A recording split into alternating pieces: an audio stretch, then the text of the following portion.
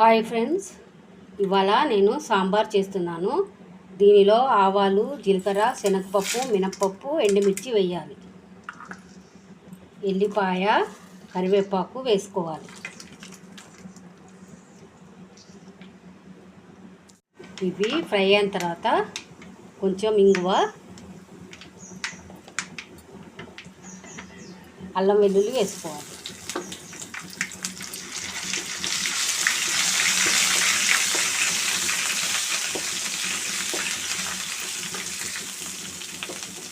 ఇది ఫ్రై అయిన తర్వాత టమాటాలు, పచ్చిమిర్చి, ఉల్లిపాయలు, క్యారెట్, మునక్కాయలు వేసుకోండి. మీ దగ్గర ఏమన్నా కూరగాయలు ఉన్నా కూడా అవి కూడా వేసుకోవచ్చు. ఇది బాగా దగ్గర పడేదాకా ఫ్రై చేయాలి.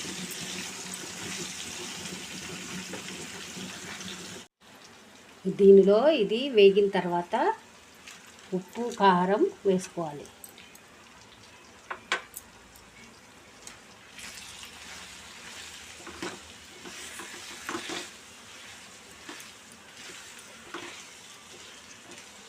ఒకసారి నా స్టైల్లో చేయండి ఫ్రెండ్స్, చాలా బాగుంటుంది.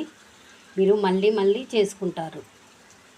ఇలా ఫ్రై అవుతూ ఉంటే ఈ పప్పుని నేను పసుపు, ఉప్పు, కొంచెం ఆయిల్ వేసుకొని ఉడకబెట్టుకున్న తర్వాత మెత్తగా రుబ్బుకొని చింతపండు రసం కూడా దీనిలో కలుపుకొని తగినంత వాటర్ పోసుకొని ఇలా చేసుకోవాలి.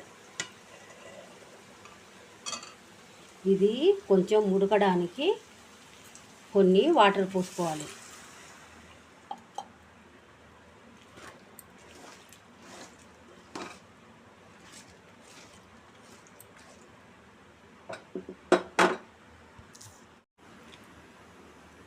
ఇలా రుబ్బినది పప్పుచారుని ఇందులో పోసుకోవాలి. కూరగాయ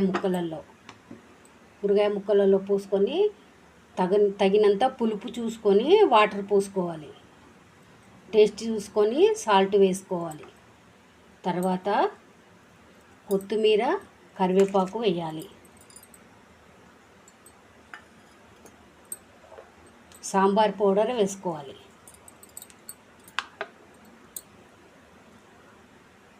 వేసుకొని 20 నిమిషాలు మీడియంలో పెట్టి మరగపెట్టుకుంటే సాంబార్ రెడీ. నా ఛానల్ని సబ్స్క్రైబ్ చేయండి. మాధవి తుండ్రా, ప్లీజ్ ఫ్రెండ్స్.